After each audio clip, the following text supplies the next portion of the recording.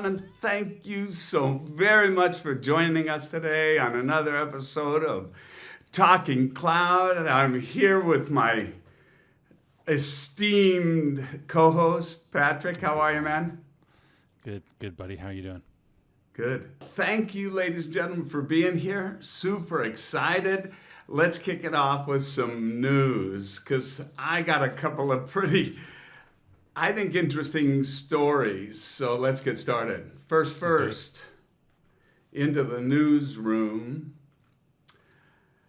I saw this and I thought, well, Patrick, about a month ago, the federal government was sending out warnings to agriculture companies, be on the lookout. Wow.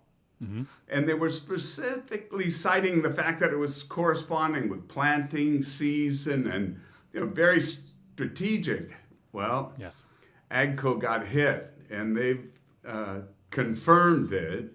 But what I find fascinating is how this world has changed. And now, any company, where before, you had to have a building to have an arsonist burn you down, right? That's You right. had to have a retail storefront for somebody to, vandalize and spray paint on your windows. That's right. A bank It's to rob. Right. it's different now.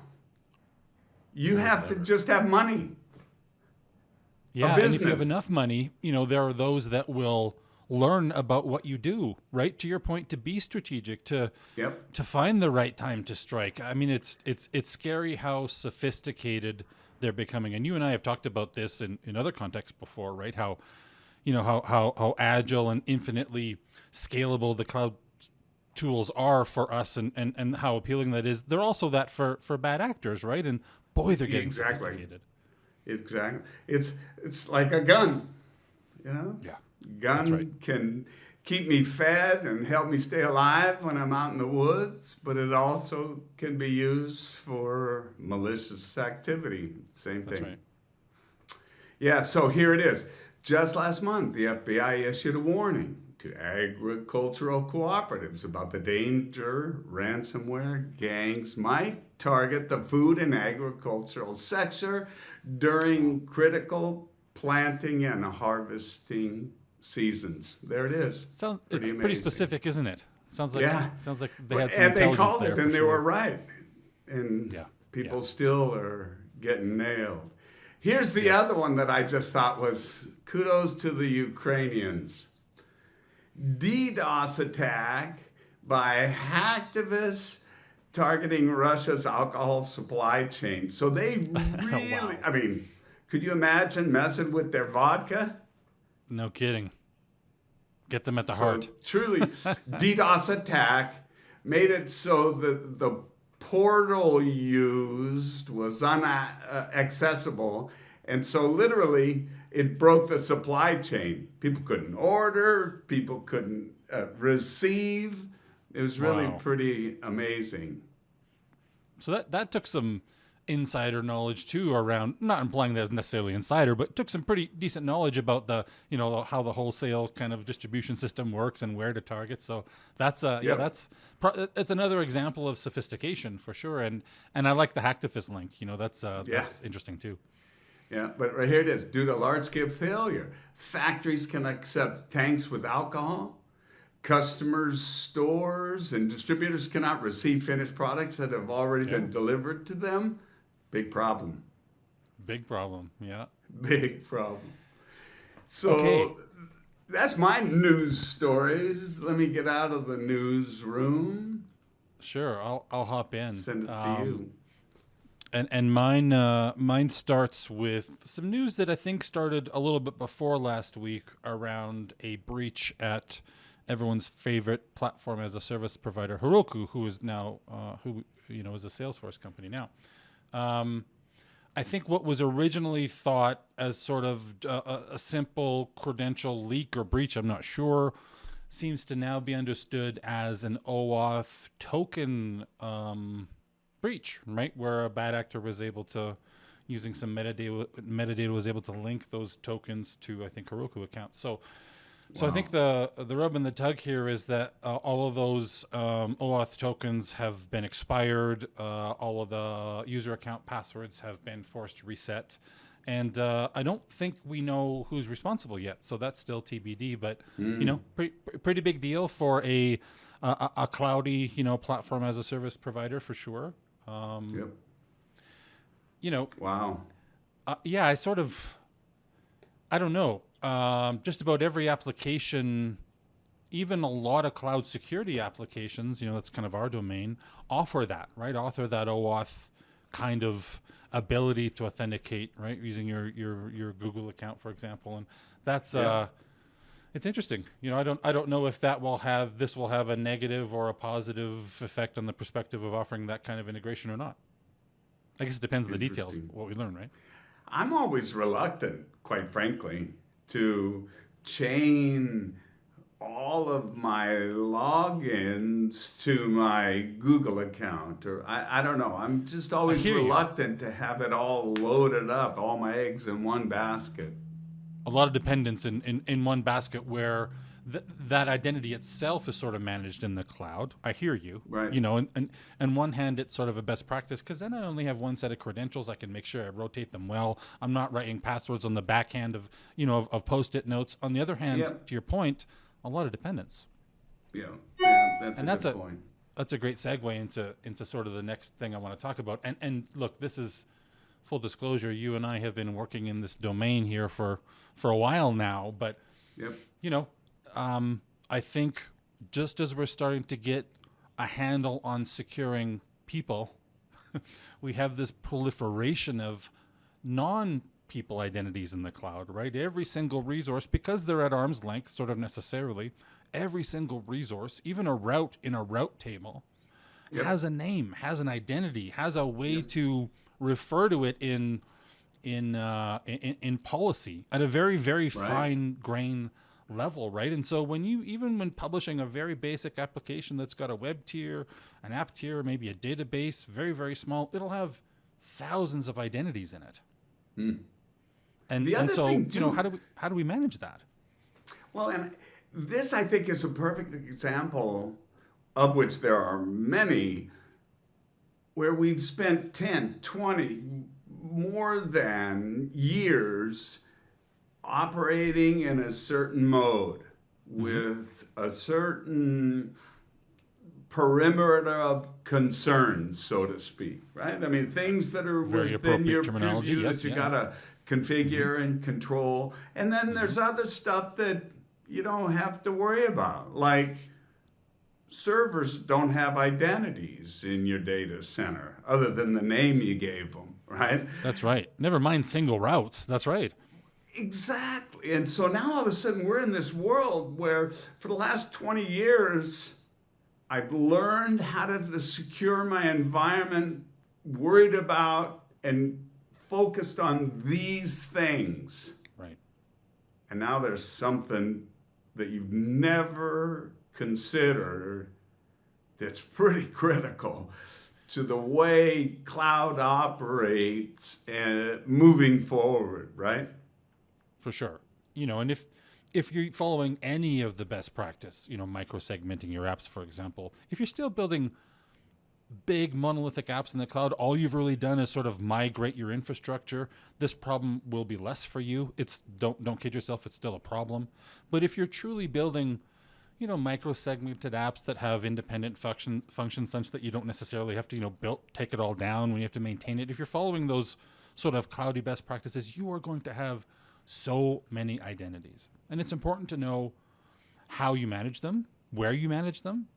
If those identities have to do with S3, for example, there's 3 different ways to manage permissions, via S3. And you have to know how conflicting rules coming from 2 or 3 of those ways, how they get resolved.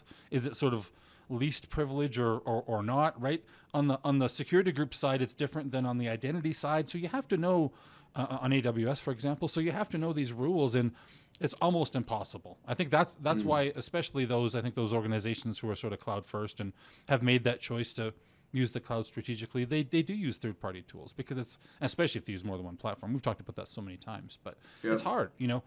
And the I scale. remember, Yeah, I remember pointing I won't say which one, but a really popular CSPM at a very small lab that had 5 EC2 instances, some public, some private, one VPC, one internet gateway, and there were over 3,000 identities in that small lab. Jeez. I mean, yeah, you manage a lot of them with blankets, right, in a group way, but make sure you're at least doing that. Make sure you're aware that everything carries an identity. Maybe your CSP, has given you some really great default security, but in some cases, they haven't necessarily. Just due to flexibility, due to what we ask them to do, right? I mean, security groups are a really good example of that. There's a default one in every region, and it's super permissive. And if you make that mistake and you sign something private to it, it's a giant mistake. So be careful. Yep. And we've learned to take shortcuts, right? Copy paste. Yes. And the consequences of copying and pasting an element, an item, something up in the cloud could be much more impactful than maybe you're seeing on the surface based on the identities that are provisioned on the back end. That's right. And very specifically, we're talking about infrastructure as a service platforms, right? If you're using your Dropbox or your OneDrive, yes, very cloudy, but in a very sort of direct way. When you're building infrastructure in that sort of more generic application-driven sort of way on an infrastructure as a service provider, that's where this really, it runs rampant for sure. And hey, we like to keep things in the family, so there's a nice quote here from a past Talking Cloud guest, and Eric Kredrosky of Sunray, and they deal with this problem among many for sure, right? Of identities and how they map to services, data stores, really everything. Yep. It's going to be a big issue. I mean, identity in the cloud is unlike anything we've ever contended or dealt with in the traditional on-premise environments, right? That's right. We're going to carry all those old assumptions, and they really do fall apart. Identity is the best example of that, like you say, where it's orders of magnitude, not just larger but more complex. I mean, those policies get down to you defined who can do exactly what, and you use big blankets and asterisks all over the place, but of course that's not what we're supposed to do. We're supposed to build various distinct policies for every job function in terms of the human. It's the same thing on your app. Very distinct policies. An app tier should be able to talk to your database, but no other tier of your app should, right? And so those don't use one policy for all the different parts of your app. It's so tempting, and by default, we have some pretty broad policies, but spend that time for sure. Yeah, no doubt. Well, hey, this has been fun. Thanks. I always like covering the news with you, Patrick. Interesting stuff going on. And boy, sorry, Rasha, for having trouble getting to your alcohol. That's right. That'll teach you. That'll teach you. Sorry, not sorry. Well, hey, yet. Let's go find out who our guest is this week. Let's do it. All right.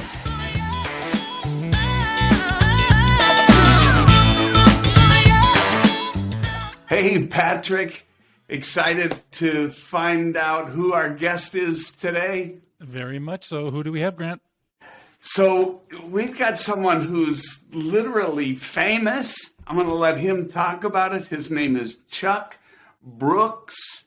He got started with Voice of America, appointed by President Reagan, and then actually was an aide for Arlen Specter and has been in cybersecurity for a long time. He's an author, writer, and we're going to have him come into the program right now. So let's have Chuck come in. Fantastic. Well, Chuck, thank you very much for being on the program today. Really excited to have you. I want you to meet my co-host, Patrick Pushor. Patrick's definitely long in the tooth, as they say, in cloud native, but certainly cybersecurity as well. And, I was just telling him before you came onto the program, you started, I think, appointed by Reagan, right? And then Yes, then yeah, you good were memory. Yeah. Arlen Specter's aide for several years, right? Almost a decade, yeah. Yeah, yeah. I really got immersed in government at an early age. Boy, but that's a remarkable insight because I think that's, I mean, correct me if I'm wrong, but it certainly appears that you got some early polish that enabled you to navigate in some waters that, I mean, people only dream of navigating. You're exactly right, because you're expected when you're on the Hill and in those positions to know where to go, where the experts are, know how to speak to a group, Yeah. know how to research all that stuff immediately. Yeah. You're thrown into it. Yeah. And it was before social media too, so you really had to do a lot of your own research and gumshoe there. But Yeah. it was a different world. Well, and Brilliant world. I'm curious, it had to have made a difference with someone as senior and well known on the Hill as Arlen Specter. I mean, let's face it, man. I mean, that was someone that, he could say, come with me and take you through a shortcut that you're not supposed to go. But if you're with him, it's okay. He did that all the time at hideaways. And my second day there, he goes, I want to introduce legislation tomorrow and have it ready for me on the Senate floor. And I think it was direct flights or something from Russia at the time. It was something weird. So I had to do that.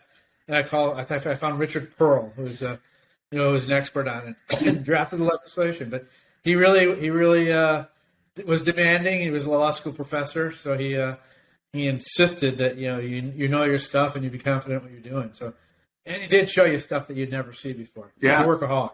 Yeah, 6 o'clock in the morning till 9 at night. It was just typical of his days. Go, go, go, huh? Yeah, and he liked to get in the middle of everything too. Like to take the be the guy that would be the deciding vote.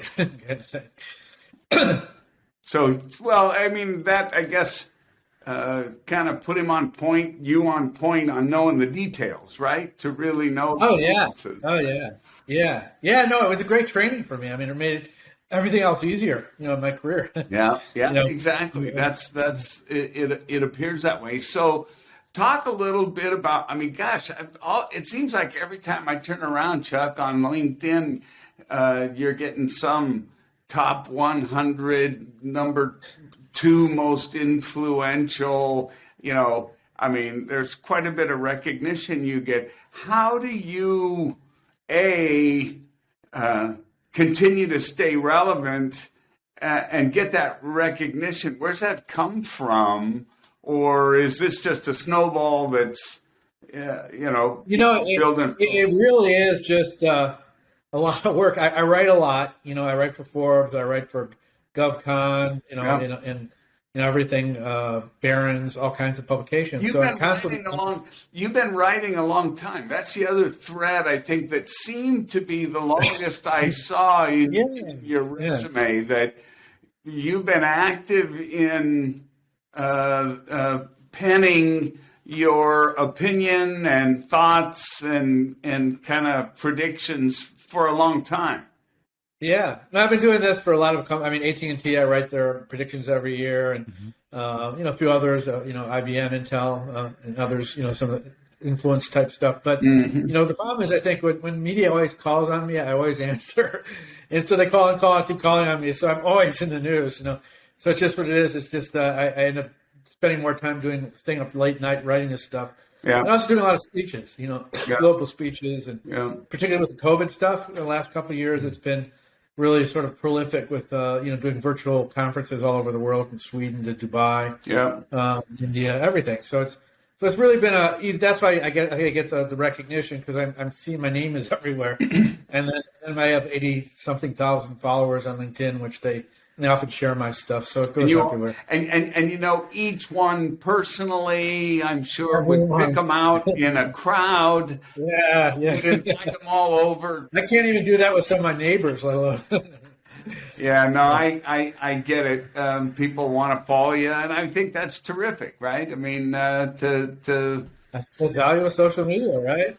Sharing your opinion. It's where it's at, for sure. So, Patrick, I'm just you're sitting there taking it all in. I'm gonna pause and let you ask Mr. Brooks maybe some questions. If I'm being honest, as I was listening to you talk about sort of the let's say how much easier it is for us to scale virtually in these COVID times, right, when you don't have to travel. The other phenomenon I think, certainly in security we observed was a lot of push to cloud to utility kind of services, almost necessarily, right? Some of us had to scale down, some of us had to scale up to meet kind of online digital demand. And so I'm curious, Chuck, sort of as you sat back with all your experience, did you see the same thing? And then what are the implications for security and all that quick moving? Yeah, I mean, that's a great question. It really is quick moving. I mean, I just read a thing where Gartner said they were going to spend $484 billion on cloud adoption this year. Yes. Up from $314 last year, $314 billion. So it shows, I mean, that's almost, exponentially greater. It shows that the wide adoption from COVID and remote work, obviously, because when you do that, the cloud became integral to all That's of right. that. But I think it's also because of the security aspects of it and the storage aspects of it. Now we're adding on Internet of Things, so much data and devices that it's almost impossible to do it on-prem, and the cloud has become indispensable. And so I think you're seeing a huge sort of paradigm shift, to public, hybrid, private clouds, shared clouds, and there's everything is in there. Software as a service, infrastructure as a service. So you're really sort of, like you said, scaling to the user, and particularly to businesses, medium and small businesses who don't have the luxury of having security built in or in-house expertise. They have to rely on their cloud provider, and I think a lot of the reasons that it's going so quickly is because they have no other choice, because sophistication and the number of attacks are growing, and they can't do it alone. Patrick, we talked about this, I think, on an earlier program. $33 billion is the estimated spend on cloud security in 2022. Compound annual growth rate for the next 7 years, 18.1%, Chuck. It's huge, unbelievable. But I think that is supporting, your earlier comments about the growth of and the move to the cloud in general. Cybersecurity's never been more relevant and top of mind, it seems, than today. I mean, we're getting daily reports from our own government that, hey, we got to keep an eye out for agricultural, for, critical infrastructure, all of this. It's in the news every night. It's different today. Yeah, I think that most of us are finally waking up. There's a greater awareness of the real threat. We're in a digital world. We've transformed in the last few years in a bigger way than we ever thought we would. And we're going to get transformed more and more. Everything's going to be connected. Yep. Everything we do, whether it's education, whether it's or finance, health. So we're all vulnerable too. So and the bad guys know that. And there's a lot of targets. So it's going to get worse. I mean, ransomware is really not new, but it's being used in more and more because they can get paid on a cryptocurrency. Yep. And a lot of attacks there, distributed denial of service attacks too, with botnets, just commonplace. So I think that, we have to live with this world. It's like we have to live with COVID and the virus and have to adapt to it, but you have to protect yourself. Yeah. Get your vaccinations, whatever you need to do if you believe in it. Yeah. And, or stay away from people. But, in cybersecurity, we have to do the same thing, but we have to look at how to optimize it first. And that's why the cloud is so valuable, because, you can optimize your storage, your data, what you secure, what you share, who you have manage it. All those kind of things are really beneficial to businesses and to individuals. And it's going that way now towards government too. I mean, there's going to be, every transaction is going to be done on the cloud eventually. And as we move to the edge, we're still going to be dependent on the cloud even more. Yeah. Still need to store that data, still need to protect that data. And that's not going to change. It's going to just grow in requirements. It's an interesting comment. I'd love to hear your thoughts, because this is one of the things that I really think has happened. The bad guys, we're forever going to have the, good and bad, right? So that we accept. it seems like, it feels like they've been ahead of us. And what I specifically mean is their understanding of the hyper-connected world we're in, yet our architecture and how we're protecting is still kind of siloed. And they're beating us because they know my supercomputer, wherever it is, the one I carry around, is connected to all the same things that my laptop is connected to, right? So most importantly, my identity. Boy, exactly. Yeah. But it's just this whole notion that they seem to have understood and orchestrated more threats that exploit this interconnected world we live in better than we've effectively blanketed and protected it holistically. Does that make sense?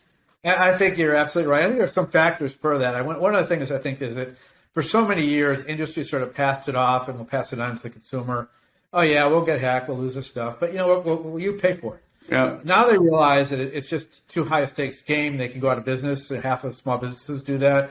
A reputation, with the Colonial Pipeline, et cetera, and now critical infrastructure. We're so dependent now, and the activities of the people you just mentioned are much more sophisticated. They're using artificial intelligence. Yeah. They're going to be still using 5G.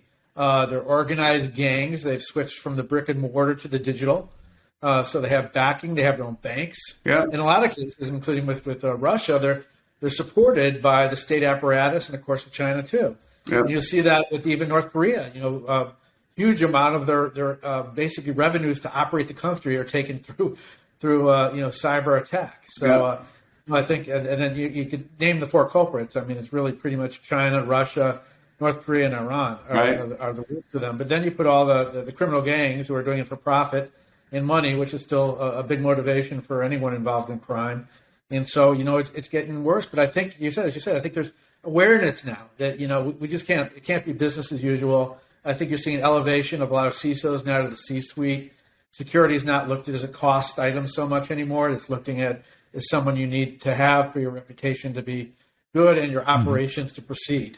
Yeah. And there's a trend, I think, maybe it's a requirement now where, literally publicly traded companies have to have that expertise in the boardroom, similarly to when Sarbanes-Oxley came out and it kind of forced, you got to get an accountant or somebody that understands finance in the boardroom. We're there now from a cybersecurity perspective now more than ever, right? Yeah, you're exactly right. There's new disclosure laws for the SEC. You have GDPR in Europe for privacy issues, and you have the CMMC stuff going on in federal government, which is starting to go where you have to have qualifications in cybersecurity hygiene and awareness to get to be a vendor. Right. So I think there's definitely a movement in that direction. And the regulatory issues are important for companies, too. They have to be compliant. They have to have the expertise to understand it.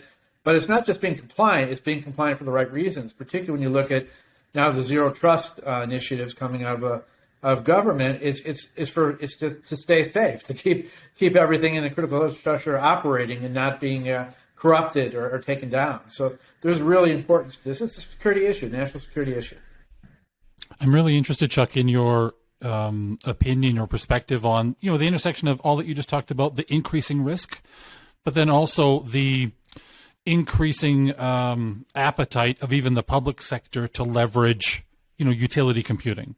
Because certainly, if we think back to the origins of, if we think about AWS as the first kind of monster public computing provider, right? There was a lag when we think about regulated industry. Let's use that umbrellas, right? Acceptance of it. It's fast moving. It's harder to contain.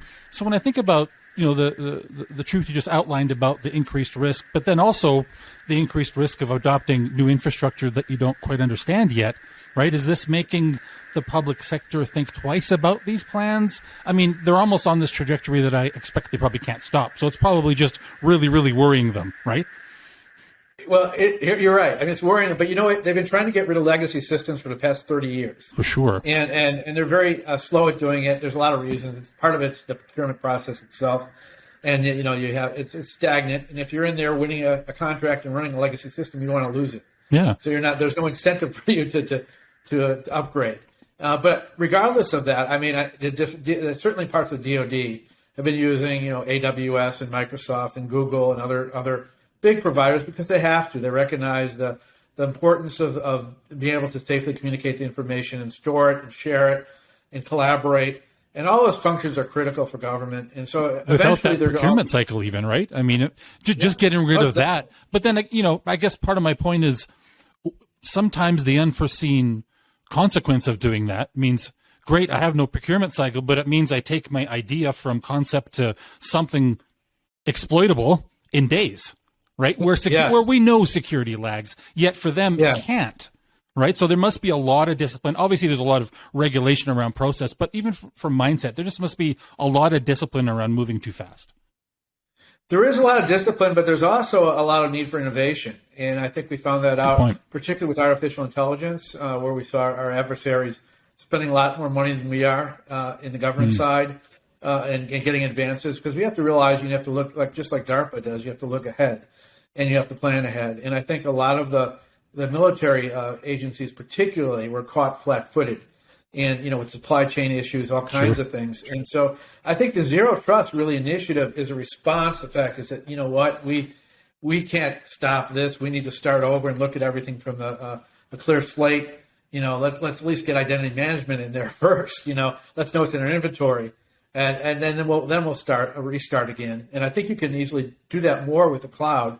Once you do this, you understand what's connected to your networks and what vulnerabilities you have and gaps. It's much easier to adapt to the cloud and scale it to the cloud. So I think you're right. I mean, it's been slow, and there's lack of expertise in government. There's lack of expertise in the private sector too. It's just cybersecurity. It's just a dearth of qualified people out there, and unfortunately, that's the real world. So we're relying a lot on automation, but and then we have quantum computing sitting down, a few years down the road too. So a lot is happening, and it's just happening faster than I thought anyone would happen. So you're right. We were probably not prepared to move like we should, and there are problems we're going to have. We're going to stumble on ourselves, but we have no choice.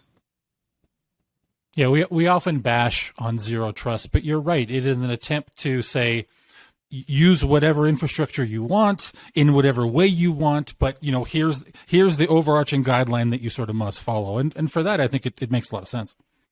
Yeah, it's really a strategy. It's not a solution. Yes, it's just take a look what you have. That's right. What you need, right. And most places don't follow risk management. They just don't bother, and this forces them to do it because otherwise they don't get their funding. I look at it sort of like, this crowd will understand this analogy, shaking the Etch-a-Sketch, right? It's cleaning the slate. You said it, starting over. Right, that's one of, I think, fundamental keys to putting together effective Zero Trust. You can't bolt it on to the ball of aluminum foil you already have. Right. I mean, that just doesn't work, does it? That's right. No, you just bring more vulnerabilities that you didn't expect, and you make it more complicated. And it really should be more simplicity rather than complexity. For cybersecurity, because all this orchestration of all these various, platforms, tools, and stuff, it just creates havoc and it creates opportunities, and you don't know what's in your system. We found out with SolarWinds, they were there for over a year. Who knows? Who else? Where else are they? So yeah, right. I think that's why Zero Trust is really, it is an overused term, but I think it's just necessary. We just need to look at things at a fresh start. We didn't build the internet for security. And we got to look at a new way, security by design. You hear it going on. I've said as an analogy for a long time, we started out on this journey going to Woodstock. Little did we know we were going to expect an opera. Right? I mean, it's like so true. We want, it was, hey, anybody connect, free love. And now all of a sudden, every company's backbone organization relies on this environment. That's right. The dichotomy that we're trying to wrestle. And it is interesting the journey we started and where we're actually at, and how we've been trying to wrestle this octopus for, it seems, many years. Yeah, I love your analogy with Woodstock too. And I'm just thinking, I'm a big Who fan. I've seen them many times, and they took that Woodstock Odyssey and they brought Tommy afterwards, an opera. So maybe you take what you have and you bring it to the opera level, and you still keep your rock and roll there with you too. Well, it's funny because I've actually, used DOS Mac, in the same analogy. If you look at, in the very early days, anybody could do anything with a batch file, and you could just go to town and rip it down, tear it up, do whatever you wanted. You had to sign a contract stating you would agree to adhering to the user interface guidelines if you're going to develop for a Macintosh. That was a big hullabaloo in the very early 80s, when he was soliciting developers for the machine. And that, it epitomizes Woodstock. Park anywhere you want, free love, do anything anywhere, versus, can I see your ticket stub? No, you don't have a tie on. No, yeah. Right? I mean, it's just so remarkably accurate in terms of just kind of understanding holistically the differences in the worlds, the environments. Yeah. Now you need the cross-functional developers too. So that's that could fly from both worlds. So that's still, the analogy works. It continues to work. Perfect.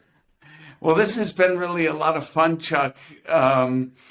Any predictions or things that you're forecasting? I've heard you mention it multiple times. I think you and I both subscribe to the notion that this paradigm, if you want to call it that, cloud, this model, it's going to prevail for a while. I mean, we're on this one for a while because it just makes so much sense. It's like just plug in, right? But where's Absolutely. it going? You've already talked about how everything's going to be connected. What do you foresee in the next few years with Web 3.0 or whatever they're calling it, industrialization 4.0, all these enumerations? I really see artificial intelligence as filling some of this vacuum. There's capabilities are growing in that, if you want to call it artificial intelligence and machine learning. Yeah. But we're advancing really rapidly on it. And I think that's going to change how cloud operates, how everything operates with cybersecurity, and how we automate our defenses, how we communicate. So I think you'll see that. Also, what's interesting when I'm watching now is our interdependency now on satellites for communication, and the fact that in this recent conflict with Ukraine and Russia, Ukraine satellite became a target. So we have to look at that ecosphere too. Brand new vectors. We can't take anything for granted, and I think that the adage that everything is a target in cyber, everything really is, and so we're going to really have to fortify every aspect of it, and there's no other way but the cloud to do that. Yeah, and also with the satellite, the relay stations, the satellites themselves, etc. And then eventually when we get there, if it's real, and I'm hoping it is, we'll have the quantum encryption capabilities and communication that hopefully will better protect us all. But until it happens, we have to still rely on our own algorithms and ingenuity to do what we can. Did I hear correctly? I don't know if you heard this story, but I heard where one of the satellites, their own, Russia targeted intentionally to create a bunch of space junk, which can be highly detrimental, let's say, because it's just freely spinning around, and when it hits something, we've all seen the Hollywood movies. Those are real, man. I mean, it's real, and the Chinese have also demonstrated capability to attack satellites. Yeah, we have not. There's a treaty that we're not supposed to do that, but no one's enforcing it. And I think years and years ago there was a concept called Brilliant Pebbles, where you'd actually launch stuff from satellites to take out other satellites during the SDI era.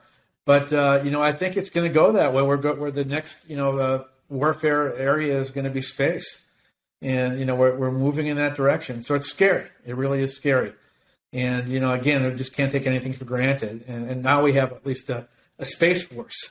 So I think probably part of the reason that was created was because of those reasons. But the debris up there and all that stuff right there is a hazard itself. I'm sorry. Go ahead, Patrick. What I was going to say, how long is it going to be until Amazon or any of the cloud providers will sell us space on a satellite as a service, right? Industrially, Absolutely. It already happens, but, commercially, I'm expecting that to happen, in the not too distant future either. So on one hand, you think a Space Force sounds almost not, I'm sure you don't agree with this, Chuck, with your perspective, but from our layman's perspective, sort of premature. But on the other hand, you go, we're right at the cusp of a new frontier, right? Yeah. It is a new frontier. You saw what SpaceX is doing, ready for That's right. Ukraine. That was put up immediately. So the capability is there, and evidently they also thwarted an electromagnetic attack or something. I don't know the details so much of that, but I just read about it. So, Wow. Yeah, it's already happening. It is already happening. Yeah, it's pretty remarkable. I think just the fact that this whole world's playing out with communications that are always connected 24/7, and that's that satellite world, and it's high band. We're not talking about sucking a milkshake through a coffee straw. We're talking, and now we get into this whole 5G thing, and and you mentioned it earlier, edge. Moore's law is not abating. Moore's law is not slowing down. It's still on its same trajectory. Yeah. And so when you combine that with this ability to download an HD movie in seconds, the fact that I'm connected with my supercomputer 24/7, 365, Yes. everything my device is connected to, and the device came from work, but I bought this at the Apple store. Right. They're all used in combination to prove my identity. For sure. It's really quite extraordinary and a long way away from, hey, plug that into the phone jack, would you? It is a long way, right? I guess what they say is that your computing power on your iPhone or phone or Android is bigger than everything they had during the NASA program to put people on the moon. So think about that in perspective. We're really moving faster than we ever thought we would. It's really true. So thank you very much for making time for us, Chuck. Fun talking with you. Always enjoy it. Hope we can have you back again. Oh, I'd love to come back. It's always a lot of fun. Thanks for having me. Thanks, Terrific. Thanks so much, ladies and gentlemen. I think now we're going to move on and see who's our startup stand-up this week. So thanks very much, Chuck. Thank you. Take care. Bye-bye.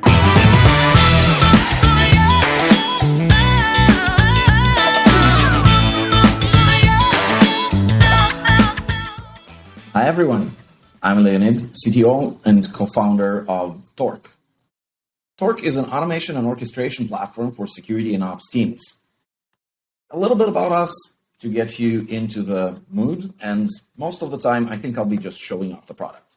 So we are 2.5 years old, headquartered in Portland, Oregon, with offices on West Coast, East Coast, UK, Israel, and beginning our expansion to Far East. The idea is, we have been cybersecurity professionals for many years ourselves. Some of us have dealt with security operations, others with application security and more. And we know that the world of security is filled with events and interrupts. Now, I'm not only talking about responding to detections brought in by some security products, EDRs, XDRs, SIEMs, but actually about many other things that require personal involvement as well. Vulnerability reports, maybe threat intel feeds, security posture findings, approvals for privilege escalation requests, and many, many more, right? Cybersecurity professionals today everywhere are bombarded with these events that they need to somehow take care of. Now, the challenge is, as your organization becomes more hybrid, as it goes to the cloud, the variety and the intensity of these, it just keeps on growing. And what will you do about it? Will you keep on growing the amount of humans, people that handle them manually? This is obviously not a strategy that can hold. There are, of course, automation tools today that security professionals can and do use, but the challenge that we hear about from many security professionals we talk to is that, costs involved in using these automation tools, and as a result, velocity, amount of processes that get automated, the costs are high, and the amount of processes is unfortunately remaining sufficiently low, leaving practitioners in a precarious situation where, the events are growing. We cannot keep up automating at the same pace, maybe because we are concerned with some things, maybe because the tool is requiring too much cost. And this is exactly the reality for which we have built Torq. Torq, and I will start showing it in a moment, is a no-code automation and orchestration tool purposefully designed for security practitioners, which means that it targets security use cases, it integrates with security stack components, and it is built with the mindset of allowing our colleagues, the practitioners, to automate their processes. Let me move from slogans to actual presentation and start showing you the tool. Here we go. As Torq is an automation tool, the unit of measurement inside it is an automated process. We call that a workflow. The idea is that we would like to enable every security practitioner, no matter how senior or junior that person may be, to express their workflows in a very intuitive way. Let us demonstrate this by building a real actual production-grade workflow together right now. Our workflow, just for the context, will handle sensitive permission assignments event. Somebody has been assigned sensitive permissions in our system. Naturally, we would like to investigate whether the assignment is legitimate or not and act upon it. So our workflow, or any workflow in essence, could run either on a scheduled basis. Think about use cases such as every morning of a working week, we will check which endpoint devices have not been compliant and have been disconnected. Every quarter, we will perform an access audit for some sensitive resource and make sure that all the users are still active in the identity provider, etc., etc. On demand, hopefully I'll have some time to demonstrate it. Think about tools, utilities that you can trigger from your most comfortable environment. If you're an organization running Slack, this could be triggered by / commands in Slack. Same about Microsoft Teams. Same about links from web. Think about utility processes that can accept any kind of arguments that you can trigger at any time to help you carry out certain tasks in a more efficient manner. And of course, we can connect the automated processes to external systems. Torq is an open platform. It could connect to any system that can raise a webhook, run a CLI, post a message in Amazon SNS topic, Google Publisher Subscriber Queue, Azure Event Grid, etc., etc. These tools you see mentioned here are merely templates that we have available, but it can connect to any tool that is not explicitly mentioned here. For this demonstration, remember, sensitive permissions assignment, we will use an identity provider, the one we use internally, Okta. So Okta is a great tool. In addition to being identity provider, it also has built-in security mechanisms, allowing it to raise various security events, such as this one. In essence, every security event in a modern world comes with a sufficient amount of data and a slightly different structure. So identity event has some fields, cloud security posture, vulnerability, endpoint detection. They always come in different shape and form. And our goal is not necessarily to try and reshape them, but actually to provide useful and easy tools to manage them the way they are. So this event, as promised, is, as you can see, user account privilege grant. Somebody gave somebody else privileges. And the reason why we should, in my humble opinion, of course, care about this event is because the privileges that were granted in this case are very sensitive. Super administrative. So, first and foremost, we would like to define conditions for specific events that we care about. Very visually. We don't need to code. We don't need to be specialists in processing data structure. Here is the tree representation of that huge event I've shown before. Point and click. Event type should be user account privilege grant. Done. Not just any privilege grant. Let us focus for this presentation just on super administrator privileges. How would we do that? It was mentioned somewhere in the data structure what are the exact privileges granted. Currently, I cannot see it visually, but I can look it up. Here we go, 3 levels deep, and we can add it.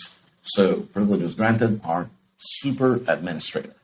Now, after we have defined the conditions we care about, let's describe the process that would like to take place as a response. First step would probably be enriching the event, right? First steps.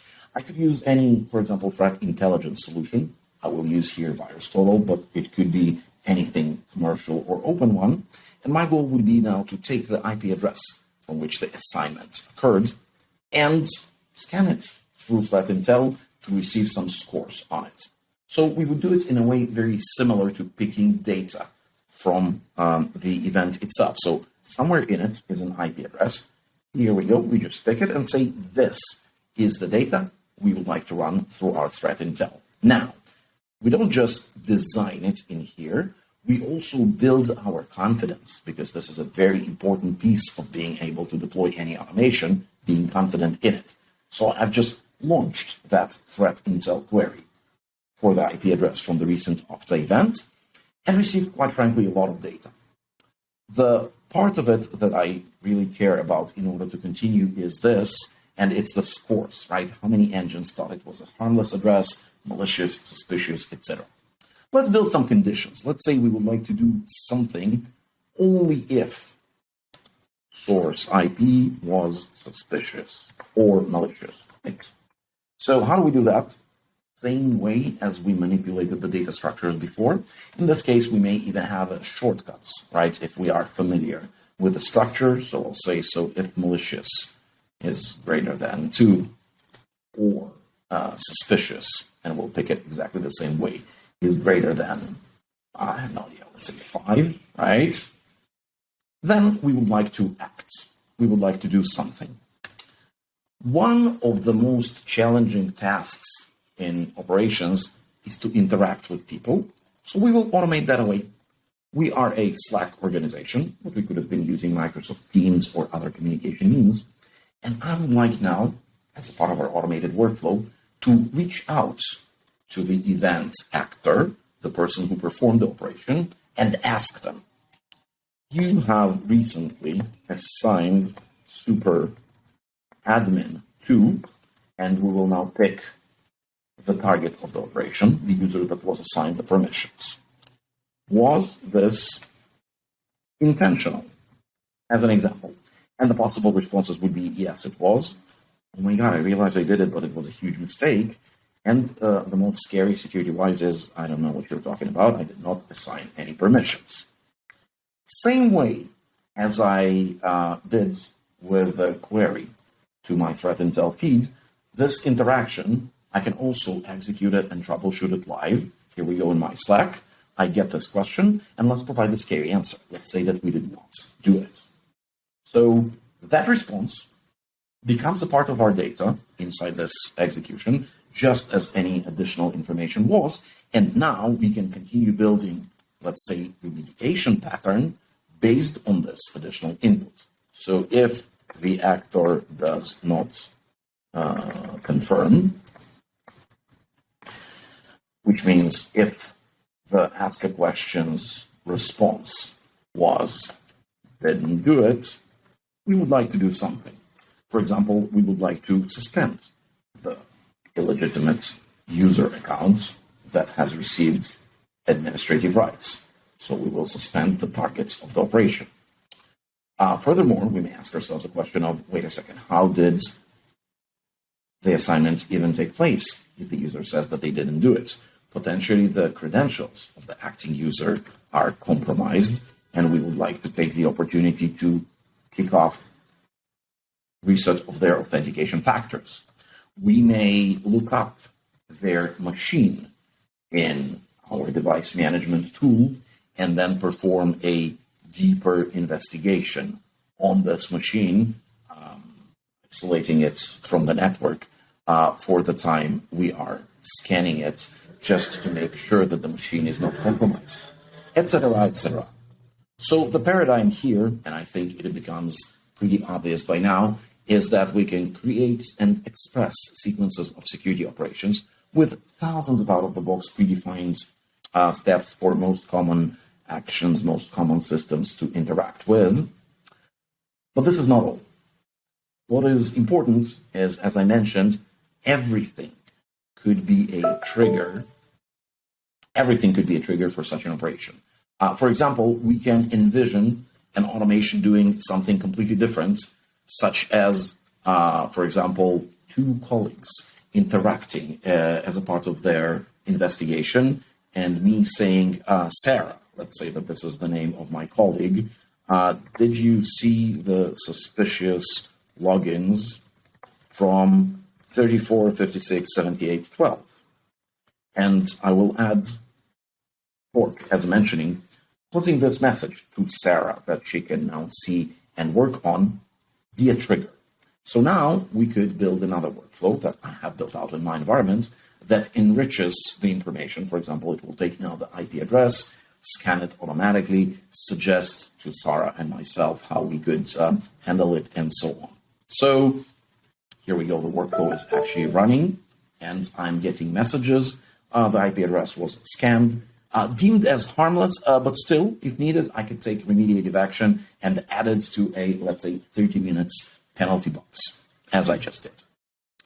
To sum up what we have just seen, Torq is a very extensible, absolutely open platform using which every security professional can express their unique workflows, can share them, can collaborate with the team members.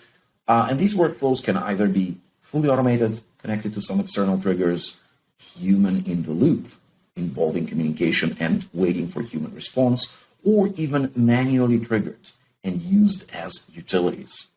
Building of production workflow, as you have seen, can take mere minutes. And of course, it is something that can keep on evolving, become more complicated if needed. We will be happy to respond to any additional questions and, of course, provide additional scenarios in which such workflows are very useful. You can visit our site at torq.io for more inspirational ideas. Thank you.